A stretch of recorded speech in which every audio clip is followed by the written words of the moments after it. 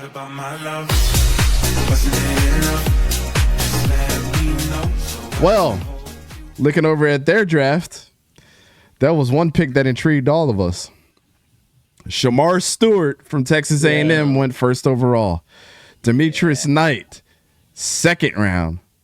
Did I say first overall? 17th overall in the first round. Second round, Demetrius Knight. Third round, Dylan Fairchild. That was a sneaky good pick.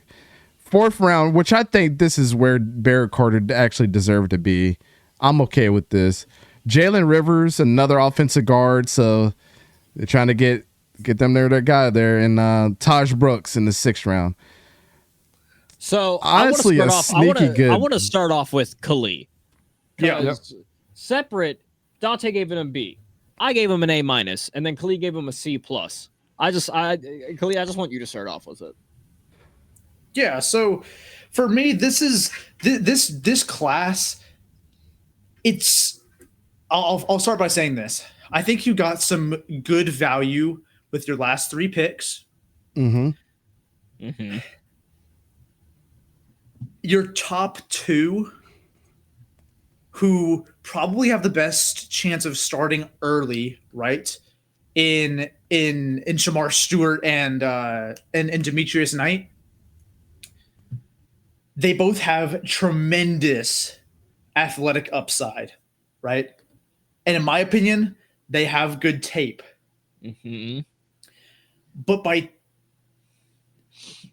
I like that they address their defense first with their first two picks, because we can all agree that the Bengals defense has been a big problem lately.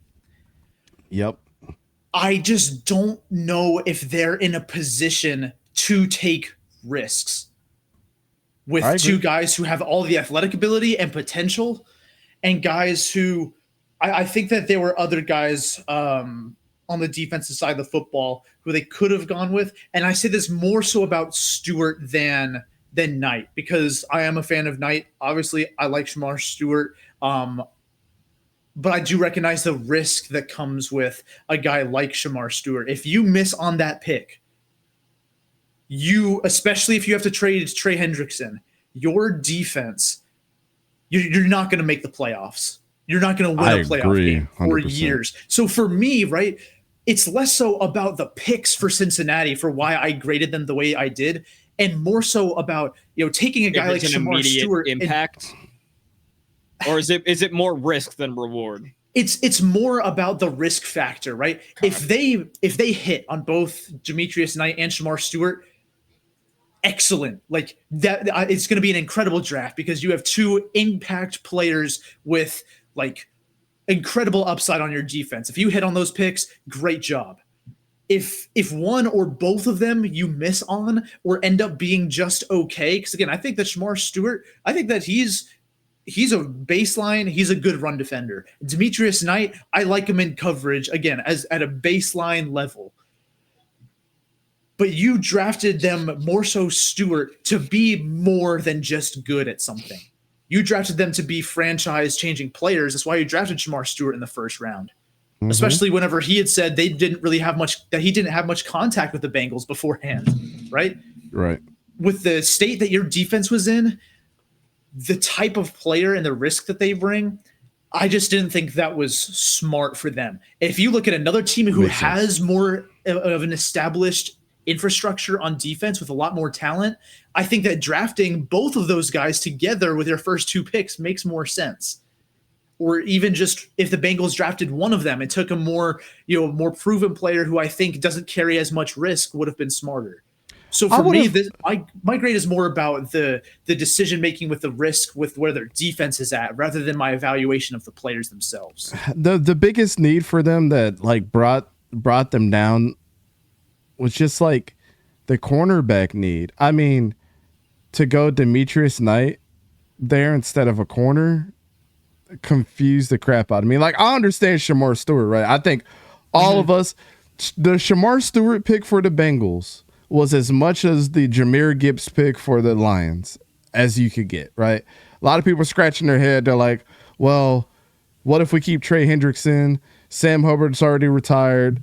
Well, now it's even more reason to go in and throw whatever you can to Trey Hendrickson to keep him around, because now you got his partner in crime is 𝗕𝘂𝘀𝘀𝗀𝗎 Stewart, who's going to allow that whole defensive line to eat yet again.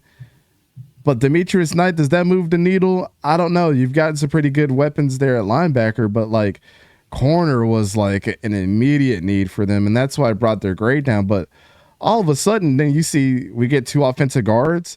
You get Taj Brooks, who's Mr. Consistency, that's not going to necessarily take any snaps away from Chase Brown, but going to be a very good complement to what they do on the offensive side. So I don't know. This is as lukewarm as a draft could get without the Bengals fans being like, "Oh my God, this was horrible." You know what I'm saying? This is the draft that the Raiders thought they had.